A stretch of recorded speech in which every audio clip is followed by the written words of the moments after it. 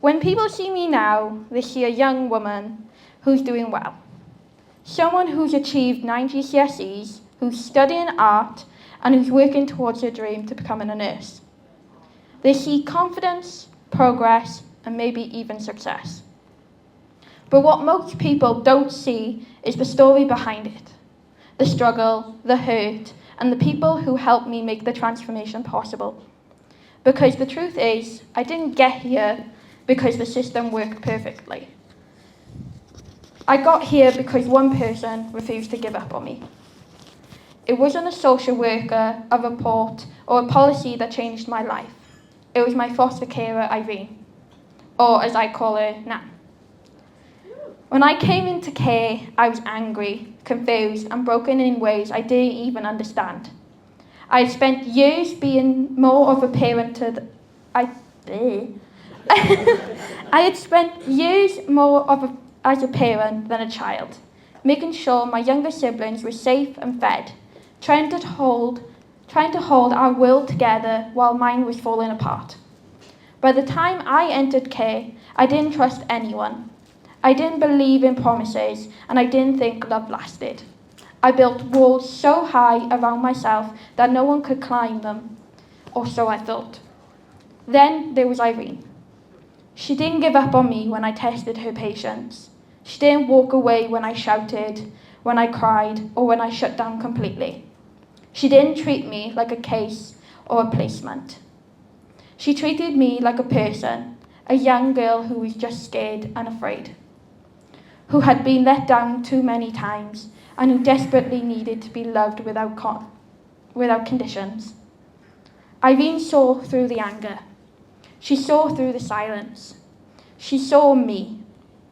And slowly, through her patience, her strength, and her consistent love, I began to see myself too. She became my rock, my home, and my family. She showed me that I mattered, not because of what I've been through, but because of who I was and who I could become. She helped me believe that my story didn't have to end in pain, that I could dream again, and I could have a future. But not every child in care is as lucky as I am. Some foster carers, without even realising it, keep a wall between themselves and the children they take in. They see us as someone else's children, and in a way, that's true. But even so, we still deserve the same love and affection you would give your own. I've heard a few foster carers say, they're not our kids, they're someone else's. And hearing that sentence hurts. It cuts deep. Because when you say that, it feels like you're only giving 50% of yourself to us. It's like you already decided there's a limit to how much we deserve. It doesn't matter that we're not your kids. We are still children at the end of the day.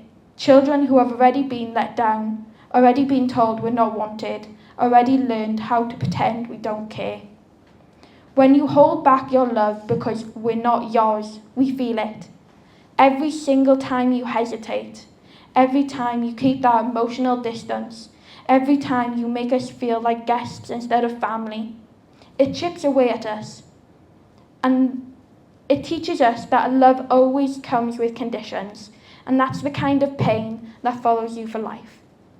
Because how are we meant to grow, to trust, or to feel safe if the very people who are supposed to protect us are holding back? When you care for someone only halfway, it doesn't feel like you care at all. It feels like we're just another responsibility, another number, another paycheck. Love isn't something you can fake. We can feel when it's missing. And without it, how can we ever truly heal? That's why I stand here today, because one carer chose to love me as her own. My achievements, every grade, every step forward, every ounce of pride I carry are because of the care, the stability, and the unconditional love that one foster carer gave me. Irene had changed my life in a way that no form, meeting, or service ever could. But what breaks my heart, and yes, it really does break my heart, is how little recognition carers like Irene often get.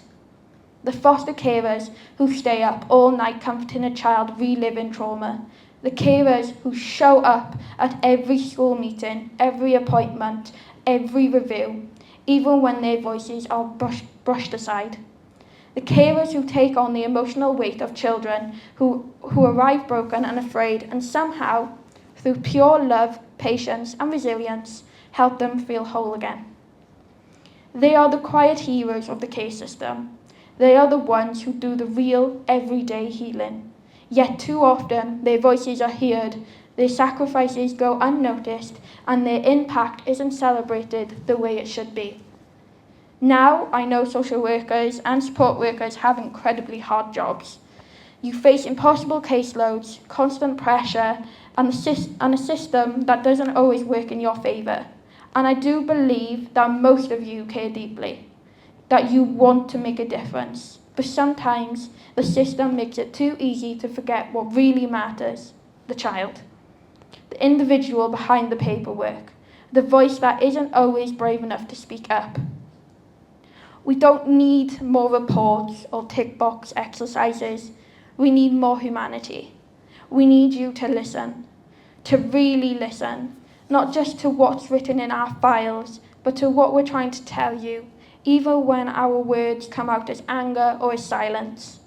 We need you to see us, not as foster kids or a case, but as children with dreams, potential, and hearts that have been broken for far too many times. We also need you to value and trust the foster carers who open their homes and hearts to us, the ones who know us in ways that paperwork could never. To every social worker out there, know your carers. Understand them, respect them. You and your carer are not on opposite sides. You are on the same team. You're both working towards the same goal: to give a child the best possible life. As a social worker, it's your job to support and stand beside your carer when things get tough. And as a carer, it's their job to fight for the child, to love, protect, and advocate for them every single day. But if you're fighting against each other, if the battles are happening between the people who are meant to protect us, then who's fighting for the child? That's the question that needs to stay at the heart of everything you do.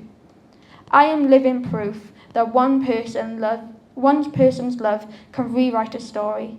That when a foster carer truly cares, when they believe in the child who doesn't yet believe in themselves, everything can change. So, to every social worker and support worker in this room, please keep showing up, keep fighting for us, not just on paper, but in person, with empathy, patience, and consistency.